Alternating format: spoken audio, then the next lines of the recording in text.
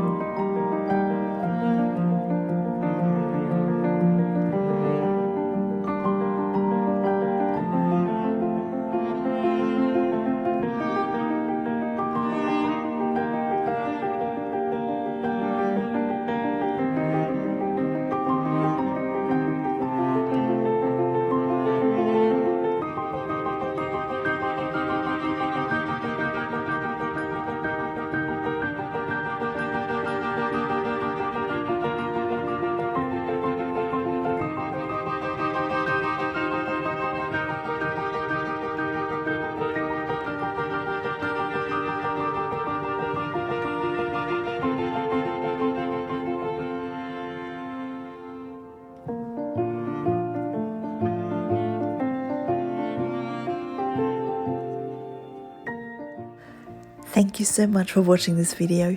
I hope you've been inspired to go out and make your own version of this salad. If you enjoyed this video, please give it a thumbs up and don't forget to subscribe. And I will see you again next time.